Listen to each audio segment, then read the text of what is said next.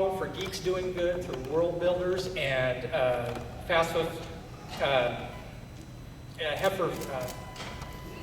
Another really good organization. So please, help everybody welcome Patrick Rothfuss.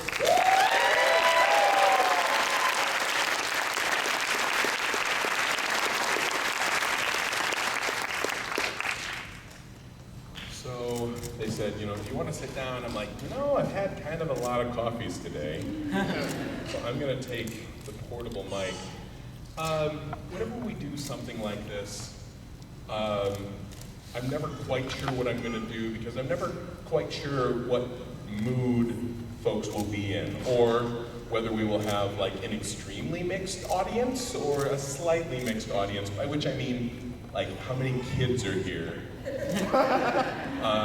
So we have some, and I'll try to ride the brake on my cussedness, but like fair warning, I don't swear because I have a bad vocabulary.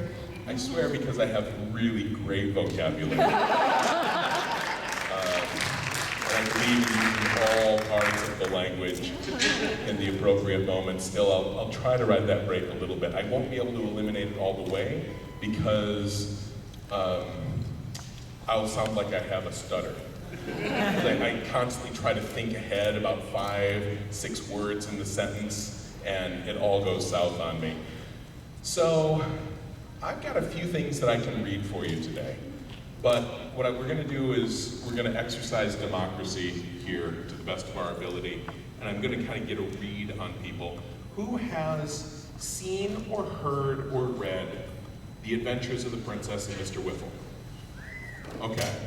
Now, somebody actually holding up both books.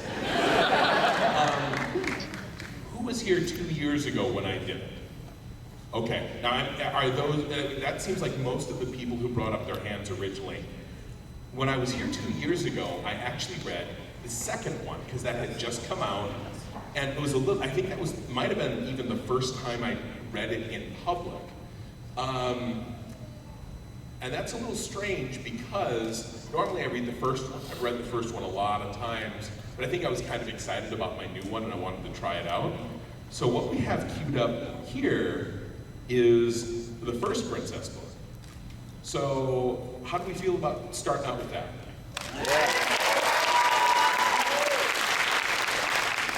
So now here, this is going to be a grand experiment. We've got it queued up in the back. I don't have it here to like push the buttons myself. Do we have somebody with their finger on the lights? Like, could we potentially dim the house lights a little bit? Full points for effort. Okay, looks like we don't have access to that, which is too bad because I sort of like the dark room. This is a perfect, sort of bedtime story. So what I'm going to be doing. This is going to be a real opportunity for things to happen. I tried this, I was out at Emerald City, and originally I thought I was going to be able to have the laptop and push the button myself. Turns out that wasn't going to fly, because I didn't know I was going to be on the main stage until 10 minutes beforehand. I was walking around the con going, where is this room? I can't find my conference room that I'm in. And I kept asking people at the convention, and I'm like, where do I go? And they're like, that doesn't sound like any of the convention rooms. Finally somebody said, it's the main stage, it's right there. And I'm like, no, I'm Pat Rothfuss, I'm just doing an author talk. And they're like, yeah, main stage, right there. They've been looking for you for 20 minutes. They need to mic you, and I'm like, oh, well, okay, I guess I'll do that. And so we tried it out. First off, doing it like 5th grade film strip style, where every time I wanted to advance a page, I would go, boop. And they rolled with it. The tech guys there made it happen. Unfortunately, the constant booping, while hysterical, was not really appropriate for the whole story time mood we were going for. So here, what we're going to do for is silent hand signals. Okay, here we have, again, The Adventures of the Princess and Mr. Whiffle. And I'm going to gesture to my partner in crime back here, and he will advance the page. I'll do it like this. Here's our practice.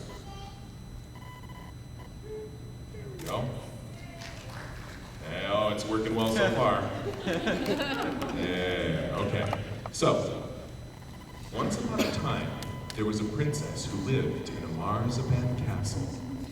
I'm actually going to get down off the stage so that you're not tempted to look at me. You're going to watch the pictures here.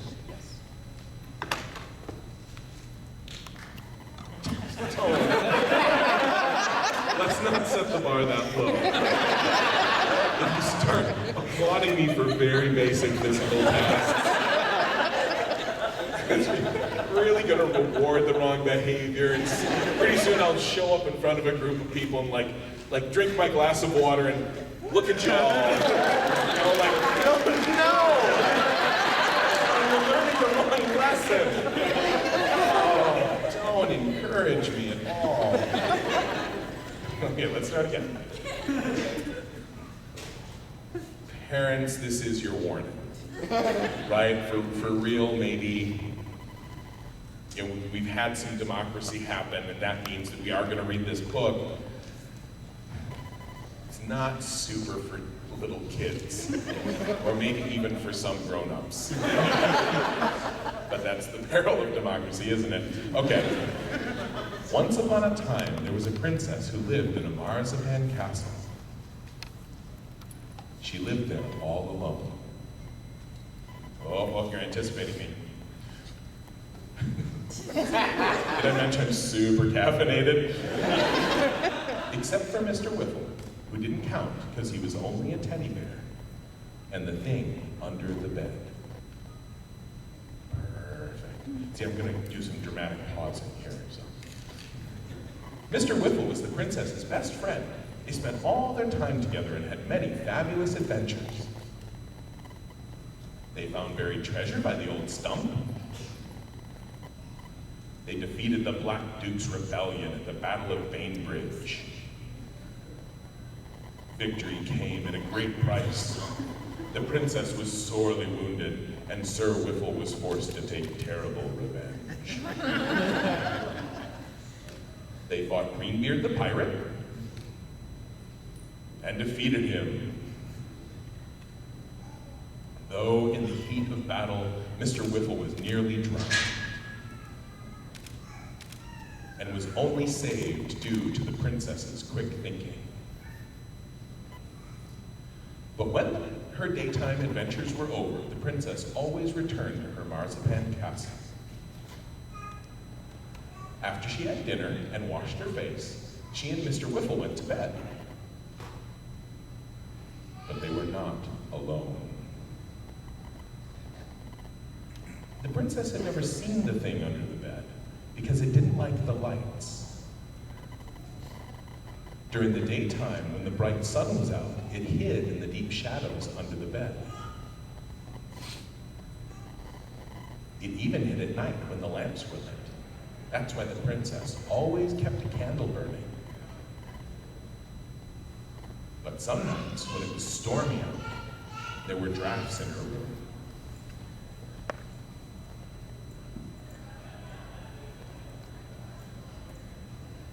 And then the thing didn't need to hide anymore. The princess had never seen the thing, but she knew what it was like. Oh, okay. Looks like The projector back there. He was like, it's super not my fault. It was a computer hiccup. He's been doing great, by the way. His timing is perfect. The princess had never seen the thing, but she knew what it was like. It had great wide eyes that could see in the dark, and a great wide mouth for tasting things. It had thin, flat lips and a wide, flat tongue. Its skin was greenish, grayish, brownish, and the princess thought that it was prickly like a nettle, or scaly like a fish, or slimy like a frog, but it was actually soft like velvet, so the thing never made any noise at all when it moved. princess knew that it had great big hands with great long fingers. And its long, long arms had an extra elbow so it could reach out from under the bed. This is a little more atmospheric than is ideal. If the lights were low, you could see it reaching out from under the bed. Reach up, then bend to reach the top of the bed. And tickle the princess silly. This is where I stop reading to my boy, you know.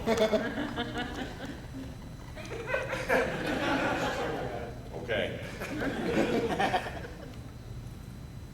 One day a package arrived for the princess. The princess loved the kitten. She and Mr. Whiffle spent a long time trying to decide what his name should be.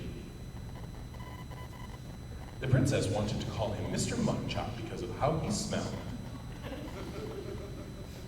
Mr. Whiffle wanted to call him Marlock because of his pointy, pointy claws. They compromised by calling him M.M., or Emmy for short. But then Emmy got lost. He wasn't in their treasure mine, or in the old cave. Mr. Whiffle suggested they look in the river, but Emmy wasn't there either. They knew he couldn't get over the wall, or past the gate. They looked everywhere, but they still hadn't found Emmy by dinner time. Aww. That night, the princess couldn't sleep. Thinking about her lost kitten made her tummy hurt. Even worse, her candle was short, and the night was long, and her tummy hurt. Then the princess heard a noise from under the bed. She knew it couldn't be the thing because it never made any noise, except for sometimes a soft, velvety rustle. The noise sounded familiar to the princess. It was like the sound an animal would make if it wanted to cry out, but it was muffled and quiet. Then the noise stopped, and the princess heard a soft, velvety sound, like something was reaching and bending, reaching and bending. Then something wet and warm fell onto her face. Drip, drip, drip. Then Mother Moon came out from behind a cloud, and the princess saw what the thing was holding.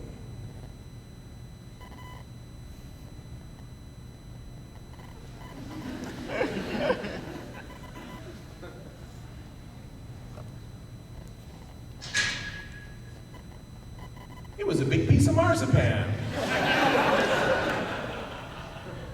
It was sticky and drippy because the thing had been eating it. He wanted to share and be friends. He was already friends with Emmy. They had been playing under the bed all day. Emmy had been trying to call out to the princess, but she couldn't. She'd been eating marzipan with the thing, and her little kitten mouth was all gummed up. When she tried to mew, it came out.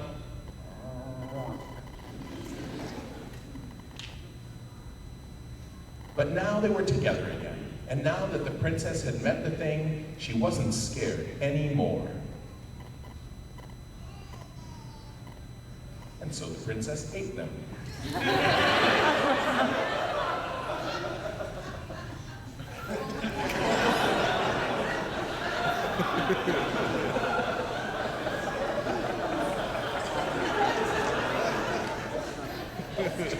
I'm just going to give you a moment.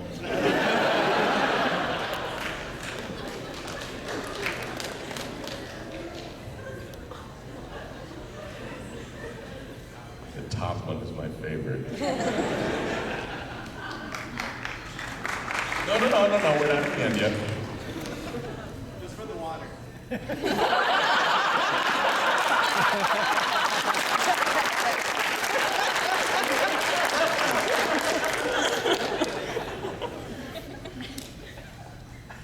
And there was nothing left but sticky bones. So she and Mr. Wiffle made a fort out of them. And had tea. There we go.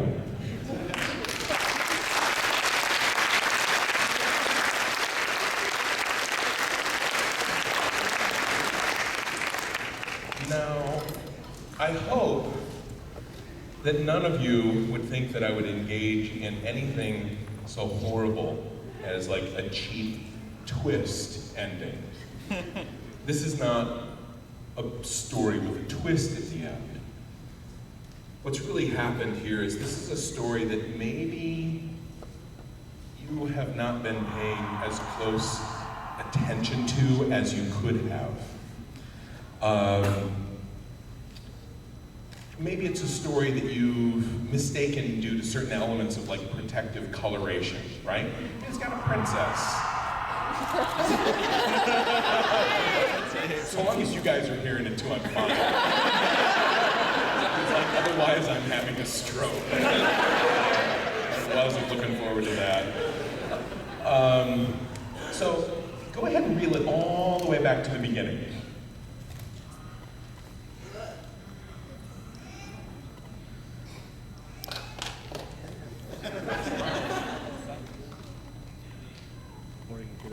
And so here, okay, now lead it up right to the first page. It shows the castle. So here we go. Once upon a time, there was a princess who lived in a marzipan castle. She lived there all alone. There you go. Now you can maybe be paying a different sort of attention to this story, right? And, you know, back when they used to let me speak at high schools, I would love to do this because it's fun. You know, high schools tend to have AV equipment. You know, it's story time. It's kind of bite-sized. It's funny. You can get some laughs.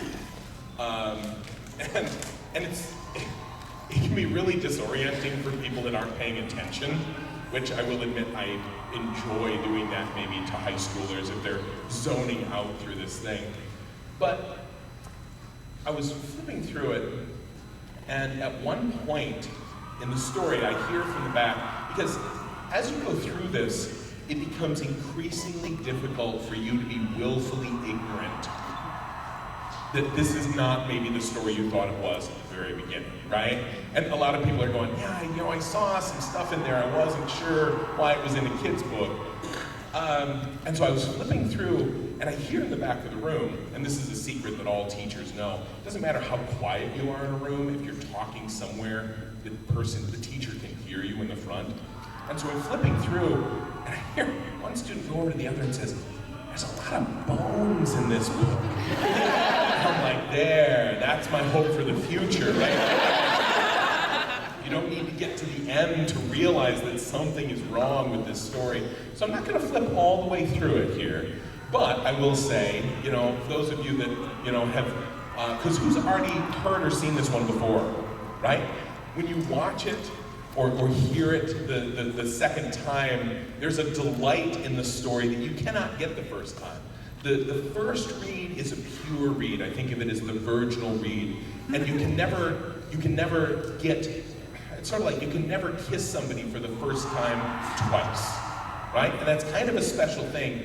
That doesn't necessarily mean it's the best read, right? The second time you read this, it's a whole different story. You can actually appreciate it on a different level. Most everything I write is kind of like that, in one way or another. So, thank you, the tech crew.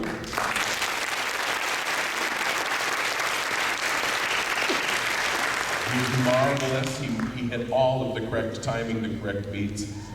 I'm also going to bring out my phone here, not because I want to look at Twitter, although I do want to look at Twitter. I have a problem. I'm just checking my time so I can gauge how much time I have left here. I have a few other little things that I can read. I used to write a advice column when I was in college.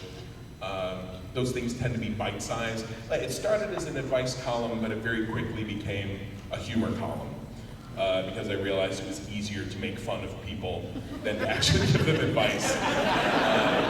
Plus, it was like super entertaining.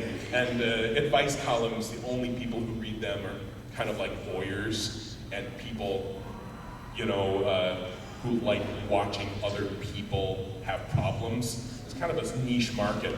But, you know, if you write in and like I give you good advice, you care, and maybe a few friends, maybe a few people have a similar problem. And so those are the people who would read the column, but you know, if you write in and then I make fun of you, like everyone is interested. Except for you, but you know, statistically it's still way better writing. So I have a few of those humor columns. I will admit, I write poetry. I've got some of that here. But I'm in the mood for a little bit of Q&A. I've been on some writing panels. Have had the chance to talk about some of the craft or what's going on, but I try to keep it kind of on the topic as opposed to like stuff that's going on with me. And I'm guessing if you're here, you might be curious about some Rothfuss specific things you might want to ask some questions about. So let's do some Q&A. Let's try it without using the mic, because I've stolen this mic that they put up there. Also, I hate it when people have to line up for questions. If you have a question, just raise your hand, and then I'll call you, you'll ask, I'll repeat it, and then I'll answer it. We'll try this here. Do you have a favorite quote that you have written from the Kingkiller? Do I have a favorite quote from my own books? See, that's a real damning question, because if I say yes, it means not only do I remember a quote from my own books, but it means that I've thought about many different quotes and once about which one is my favorite. So I'm gonna lie and say no, I don't. It makes me look like kind of a better person than I really am. That's really what I'm hoping to achieve here, is to fool you all, not show you the man behind the curtain. Okay, so Kvothe goes into lots of different environs, different natural places, among other things. Do you yourself spend a lot of time outside or in parks? Is that where you draw your inspiration for those places? The question is, do I spend a lot of time outside? It was much more gracious than that, but I'm summarizing. I understand. I was a teacher. Okay, now I feel the need to give her background statement. Where it's like, you know, Kvothe moves through a lot of different environments, you know, you yourself experience the environment. To draw from that. And I'm reminded, I got to hang out with Will Wheaton's son, Ryan Wheaton. He's a great writer. You know, I was in LA and we got to hang out and chat a little bit. And he brought something up. We were talking on some subject, and he said, like, just busted out like this crazy fact. I'm like, the conversation had wandered in some weird rabbit hole direction. And he goes, oh yeah, well everybody knows that, you know, Victorian letter making, you know, between 1875 and da-da-da. And I'm like, that's super cool and really interesting. Like, seriously, how the hell do you know that? And he was like, I stay inside a lot. And so you say that, and I'm like, I stay inside a lot too, you know? Why do I know a lot about, a little bit about a lot of things? I stay inside a lot, and I've read a book a day for most of my life, and even if, you know, a lot of those books have just been for fun, if you get like one fact out of each one, you know, that kind of piles up over a bunch of years. I'm not saying I hate the outside, but I've been learning to over these last couple of days. Seriously, why? What sort of lizard people found it? I'm like, who's walking through the United States is like, here's water, trees, beautiful trees. It's like, no. Oh, it's like, you eventually get here, and you're like, whoa. It's like if the sun could make a noise, right? You'd be making that, whoa. You wouldn't need a heat advisory if the sun actually made the noise that you make right now. Go outside and it would just be like, it's just a huge angry red face. I hate you all. Seriously. I even, because the air conditioning in the hotel is turned so low, it's actually a little bit chilly. And so I walk out, and there's the plume of air-conditioned air that follows you. Have you noticed this? So you walk out, and then you leave that behind, even so you're like, okay, it's warm, dry heat. And I'm like, this isn't bad. And I'm like, there's a coffee shop. I go, where's the coffee shop? Down there around the corner. And I'm walking, I'm like, okay. This is okay. I mean, it's hot, but it's not that hot. It's not that bad. And then I go and I can see the coffee shop, and then suddenly I'm like, no.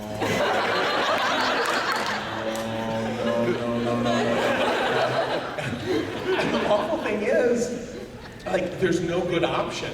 Because, like, you can't hurry. Because, like, can you imagine running outside in this weather? Like, it's like, I'm gonna be destroyed from the inside and the outside. And my people, we are not built for running. And so, it was a real education. And then coming back, I thought, I'll see more of the city for the block and a half. I'm walking back to the hotel. I'll go the other way. And so I rounded that corner, and then the sun touched me. Like, by my nature, right, I lurk in the shadows as much as possible, which is part of the reason I was trying to get him to dim the house lights here. But I turned that other corner, and it was like, it was seeing the Doctor Strange trailer, right? Where the thing where the boom, and it punches the soul out of his body. I turned the corner, and the sun hit me like that. My everything. So no, I don't like going outside. In a nutshell,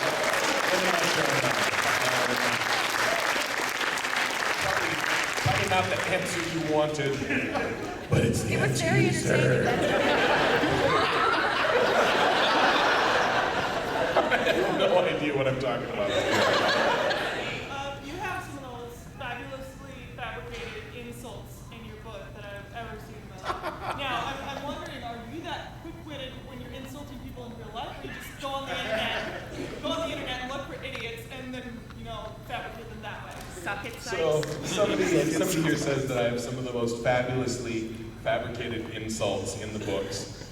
Am I that quick-witted in person, or do I cheat on the internet? Is effectively.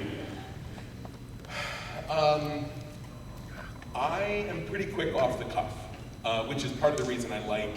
They offered me up a moderator here, and he very graciously agreed to kind of let me do my own thing. Because I was a teacher for a while. You get used to being in front of a group of people. I did improv comedy for a while, and that is the fire. If you pass through improv comedy like no other, I see somebody nodding here. It's like you will never fear another type of performance again in your life if you've ever done improv comedy. You never need to feel shame about anything else in your life too. If you've been on stage and have comedy go wrong and know that you still have to stay on stage for another 35 minutes. You make a joke and it fails, and then it's like, and too bad. Stay up there and grit it out for 35 minutes, and you hate it, and the audience hates it, but nobody can leave. I used to also run with some very quick-witted friends, and to keep up, I had to be sharp. So I am unfortunately quick when it comes to expressing my opinion in words. Because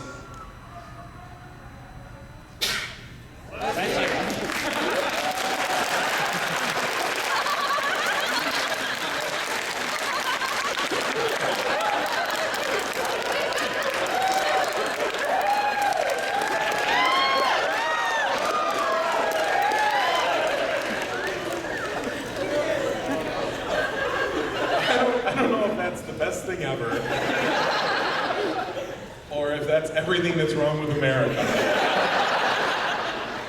I kind of go back and I'm like, Amanda, my assistant, says, "How was your panel?" I'm like, "They loved it." I got like applause for drinking water. At least once they loved it. I kind of jumped off the stage once and knocked him dead. I'm just like, "Are you having a stroke?" And yeah, I've completely forgotten what I was talking about. Insults. Yes, like if I'm in a situation and things are hot, I process pretty quickly, you know, in terms of how I think about something, how I feel about something. I'm able to take it in and almost immediately I can articulate how I feel about something. And so it's nice when I'm on stage, when I'm doing Q&A, when I'm having a quick-witted conversation with other quick-witted people. It's a ton of fun. It's one of my great joys in life to have those conversations.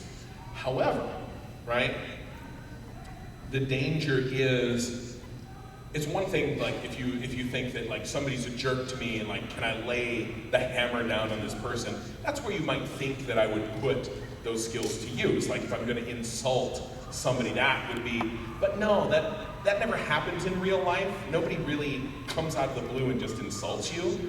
Who do you get angry at in your life? Your friends? Who do you really get angry at? Spouses, right? Everyone's like, people were super loud about, some people said relationships, other spouse. Yeah, and so I end up having a conversation with my lovely partner Sarah, and sometimes I get angry. And sometimes I feel feelings. And then immediately I have access to like so many words to express those feelings. And that can be bad. That can be super bad. So it's a blessing and a curse, is what I'm saying. But generally speaking, I don't like making fun of people or mocking people for real. It's way better to do it pretend. That's how my entire peer group shows love to each other. I see orange hand in the back.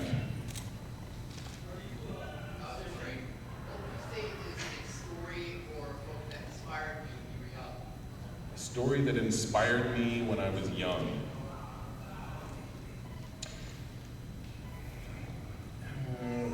This one's tricky because it's a question that kind of is assuming certain things, and this ties into what I consider, or what I think of to myself as like the myth of the author.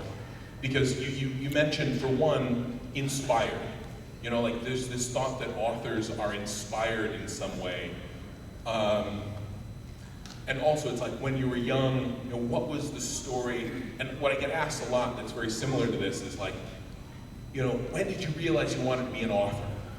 You know, as if there was a moment in my life, and up until then I was regular, right? And then it's like, do-do-do-do-do, you know? Or whatever video game noise that would make, right? I have a transformatory event, I read a book that like shocks me out of my life course and into the other channel. But that's not kind of how life really works. Or at least my life never worked that way. And the whole inspiration thing, I don't know if I believe in inspiration. It's a cool thought that something will happen. I mean, even the word is cool, like in spiritus means to like have a spirit inside you. But like mostly if you write, you kind of like sit down and turn the crank on that thing for years. And when it works well, it's great, but when it works badly, you still kind of have to do it. That's the downside. And I think that who's aspiring writers, hobby writers, people who like to write, I don't want to lie to you and say, oh yeah, I super got inspired and then I was a writer. I mostly wrote just because I liked it.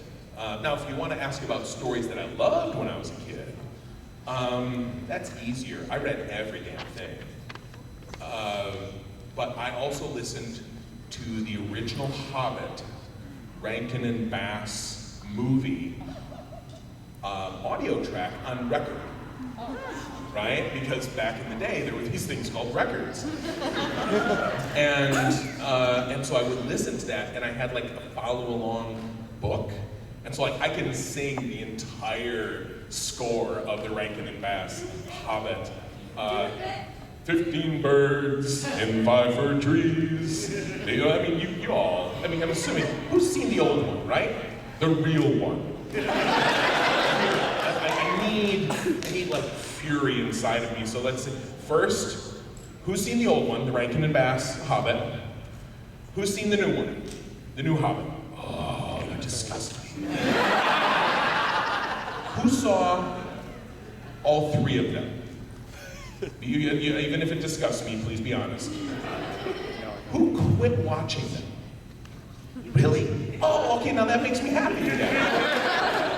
Because I haven't seen any of them because I know my rage will be too powerful.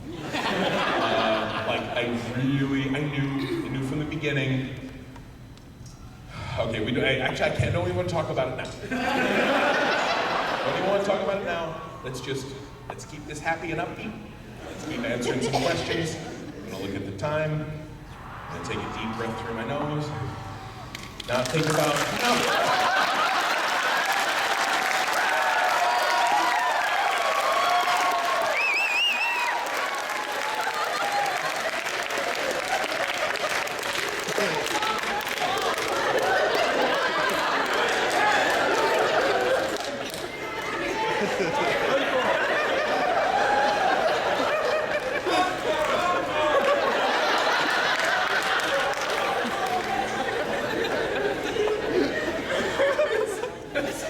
it's so funny. It's so bad for me.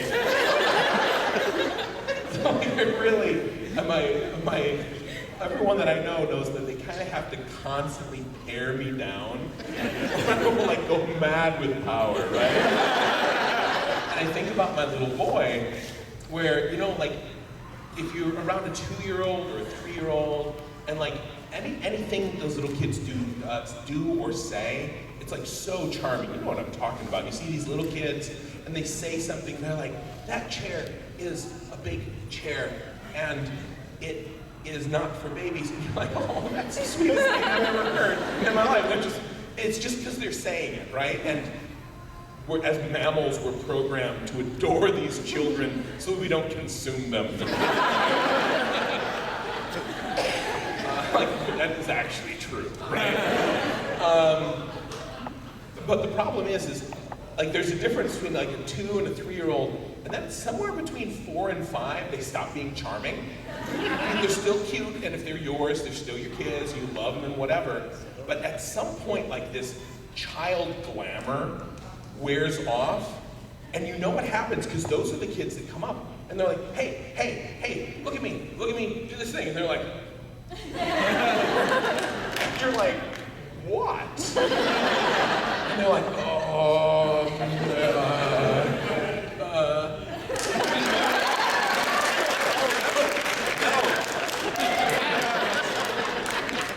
And the reason is they've gotten so used to it being easy. Like everything they did was like pure magic.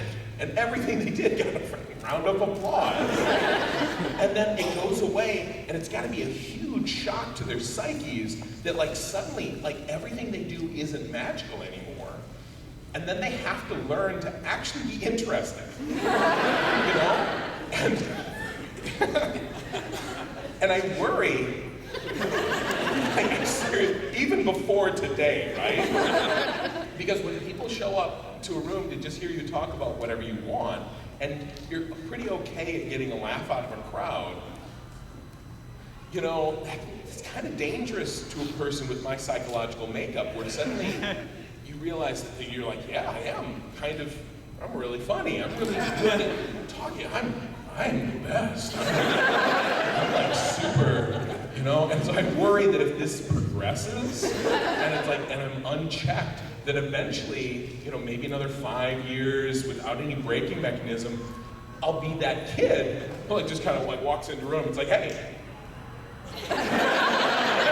And then when there's no applause, I'm like, oh, what's wrong with everyone here? Like this is a winner, right? Yeah, see, maybe that was something I should have used my inside voice for. That's my own personal fear, not something I should tell to an entire room of people. But I felt the need to explain it right, because if you all really start applauding me doing nothing, I worry that it might ruin me forever. That's okay. We'll do a few more. I'm going to aim for popcorn questions, short questions that I can, short fun questions I can answer a bunch of before we're out of time here. So you. Maybe not a short one. Unintended consequences. Do you want to retell the story of the TSA in book 3? Oh no, but I will say I do a podcast with Max Temkin. Right now it's called Unintended Consequences. I kind of wanted to call it Two White Guys Talking. It's an excuse for me and Max to talk on the phone every week, because we're friends and we like to talk and we don't make space for it unless we're turning it into a job. So if you're interested in that, you can go hear the story of the loss of book 3 on an airplane. Yeah. What's your favorite Cards Against Humanity card? Favorite Cards Against Humanity card? Any of the ones I can remember that I like, I actually cannot say out loud here. Did you ever explore the tunnels under Madison, the tunnels underneath the campus, or do you know it? I have not ever explored, the question is, have I ever explored the tunnels under the Madison campus, or under the Madison the city? No, I haven't. Although I know that they are vast. The book's been reported by 2 different people. How do you say Edomaru? I mean, what do you... I say Edemaru. Yeah? I say the Edemaru, unless I say Edemaru. Because I think I've said both. I would say regional variants.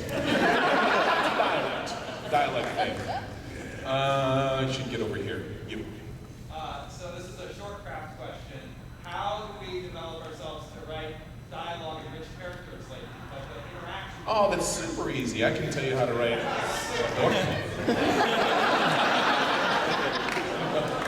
And it's a fair question, right? There's just no way I can do even a lousy answer. No, like even a joke answer would be too big. No, you don't get 2 tries. You blew it. That was mean. I made myself feel guilty. Okay, do it. What are your top 2 favorite innovations from your Kingkiller Chronicles? Like, what 2 things are you most proud of to have invented? Like in the world? Yeah, like in the universe. That's a good question. My favorite 2 innovations out of the book. I'm proud of my particular slant on naming, because I'm certainly not the first to ever talk about naming magic. Naming magic is one of the true, like, universal cultural constants. It shows up in every culture all throughout history. Somebody on Twitter got all on me. They're like, "Oh, I kind of liked your book at first, then I realized how much you ripped off Wizard of Earthsea." And I'm like, please, please. I ripped off way more people than Wizard of Earthsea. Like, me and Ursula are like just ripping off the same like universal archetypal, like superstitious whatever. Please give credit where credit is due. I'm proud of my take on naming. I think that's fairly new. And I'm proud of the man mothers. I don't care.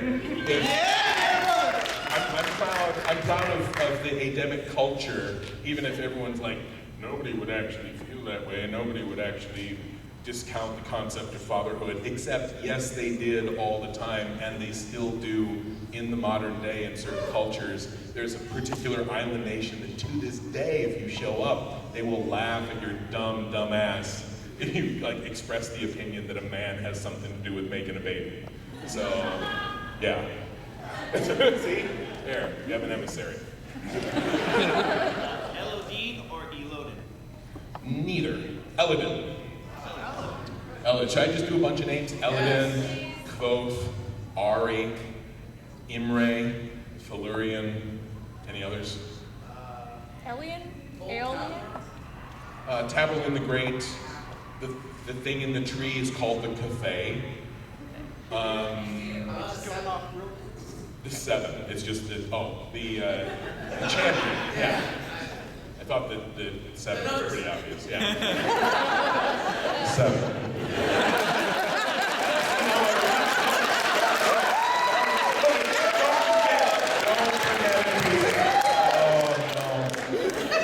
It's all going wrong. Okay.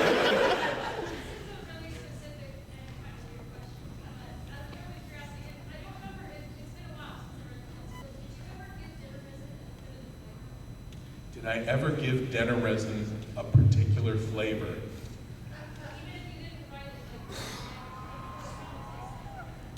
That's also a very good question. I know that it's not in the book because Kvothe himself doesn't taste it. Otherwise, you would see him tasting it, and then you would have your answer. Also, Denna doesn't talk about it. If she says, "Oh, they burned it," so she was obviously expecting it to be like maple sugar candy, but it didn't taste like that. It tasted burned to her. But no, I haven't established that yet. Although I'm really curious why you want to know. It's fair. Just the curiosity itself, I can appreciate that. Now I want to make like dinner candy, you know? I bet you can't eat just one, you know? Now I get sued for that. The Lay's people would come after me. Okay, Fez.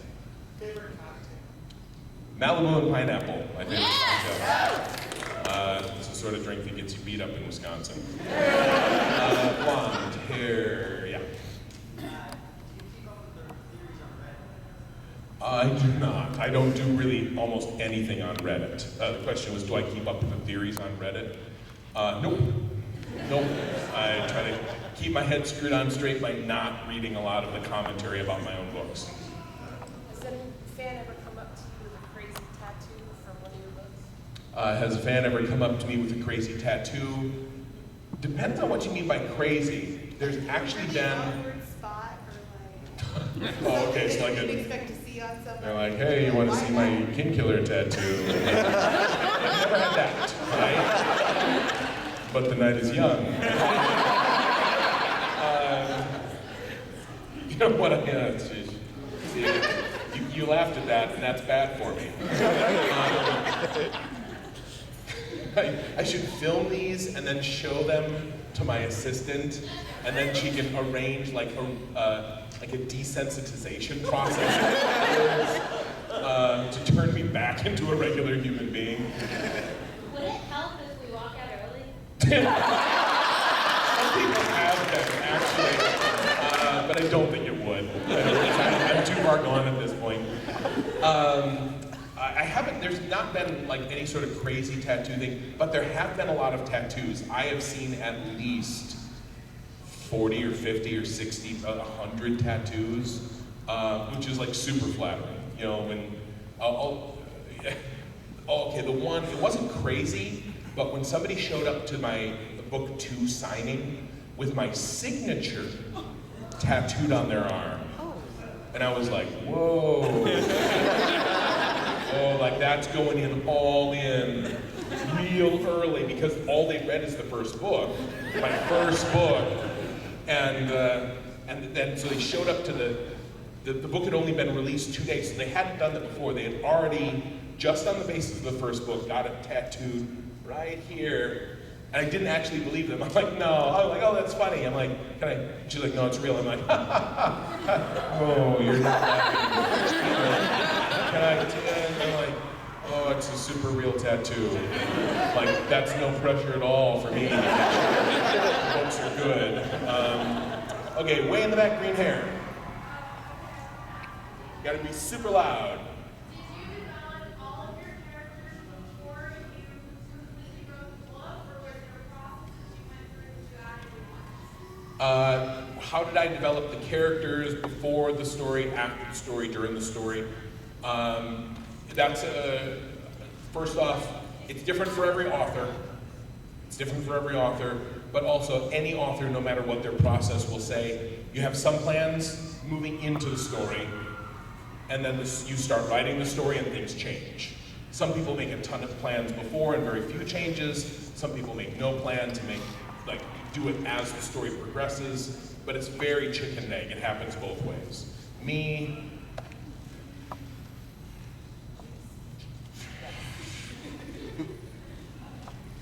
probably mostly in the revision process, which is why my revision process is so intensive. I don't go in with a lot of plans. Baseball cap. What is a gear win? We've had mention after mention after mention, and we've never explained what it is. What is a gear win? It's a device that's produced in the artificiary, for those of you that maybe haven't read the book 15 times. And Quoth references it. It's a useful device. Does this count as a spoiler? I don't not really. Gear win. You know, I think a gear win is, you know, we're down into the deep geek right now. I'm pretty sure, although it's not codified until it's in a book, so I always reserve the right to kind of tweak this around. I'm pretty sure a gear win is designed to turn heat into angular momentum, right? Which is like, there's like 8 engineers in the room that are like, oh shit, that'd be super useful. Everybody else is like,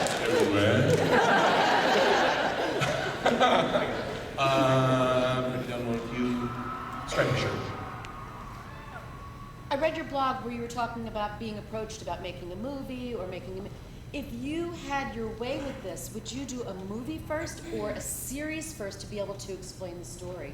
How would you present it? If I had my way, what would I do first, like TV or movie or whatever? I honestly don't know, because it's not as simple as me having my own way, and it's like, it's not even like what's better, TV or movies. It's sort of like, well, what's better, you know, like a TV show directed by like Lynch, or a movie directed by Guillermo del Toro, you know? But it's like, well, and those are directors. Who writes it? You know, who's the showrunner? Who are the actors? Who's the studio involved? You know, does HBO produce it and show it? Or does one place produce it and then try to sell it to sci-fi, and then sci-fi tries to change it? It's a mess. I've been learning about this stuff over the last 6-8 months. This is a super complicated thing that I cannot talk a lot of details about. I will talk those details as soon as I'm able. We got 2 minutes? Okay. Don't ask me a question if it's super long. Black hat.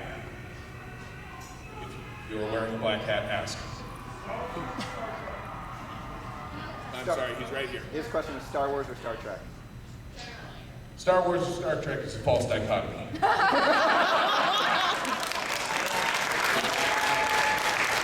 What's your plan after you finish the Kingkiller Chronicles? My plan after I finish the Kingkiller Chronicles is I'm just gonna like really relax. Actually, no, after I finish it, I've gotta edit it and copy edit it and then eventually go on like a 3-week book tour. Then I'm just gonna like super not do anything for a while and hang out with my kids. That's my plan. Details? Is there a particular character in your books that you find you relate to more than the others? I don't know about relate to. I do enjoy writing some of them more or less, depending on my mood or what's going on. I was scared that somebody was behind me. The caffeine is really kicking in at this point. Lately, like Eladin is always fun to write. You know, Ari, you know, has a real special place in my heart. But in terms of relating to, okay, here's what I'll wrap with, because I know we're right at the end. Before the book actually came out, I showed it to a friend. You know, she got to read an ARC before it was published. She read it, and she's reading through it, and she's like, oh God, Quoth is so you. And I'm like, yeah, it would be fair. I go, but you know who's really me? I'm like, Simmons. And she's like, yeah, okay, I can see that. And I go, but actually, you know, who's really me? It's Eladin. And she'd actually had me in a class, you know, like I had taught a class she was in. And she goes, yeah, okay, I can see that. I go, but you know who's really me? Manet. And she's like, yeah. And I go, but you know who's really me? She's like, yeah, I get it. So, I mean, there's kind of nowhere else for that stuff to come from, you know, and so I suppose in that respect I'm fortunate in that I'm kind of mental in like 18 different ways. I'm all over the place in terms of my thoughts and feelings and opinions. So if I harvest a certain subsection of those and then expand them into a character, they end up being different. That actually relates to the question, oh, they're making out over there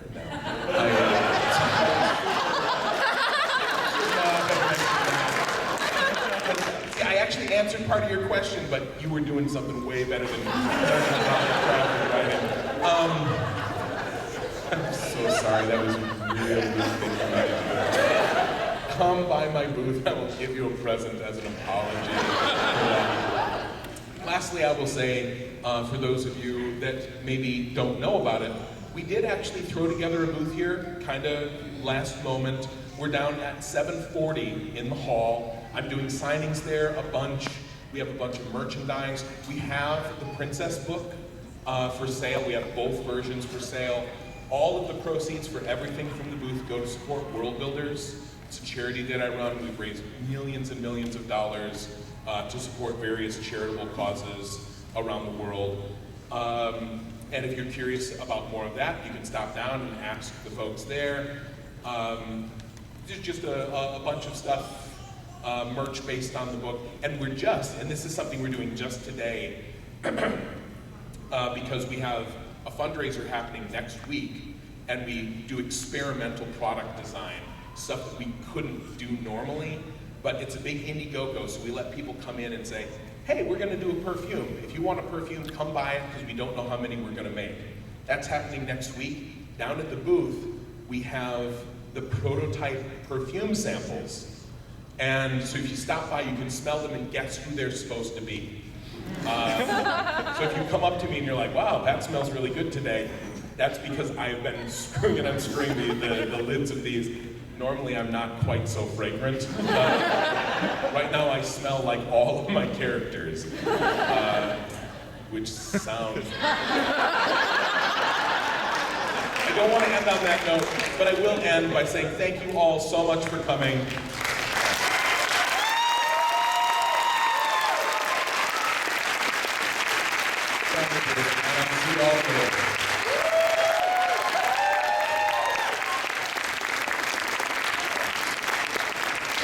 One more welcome round of applause for Matt.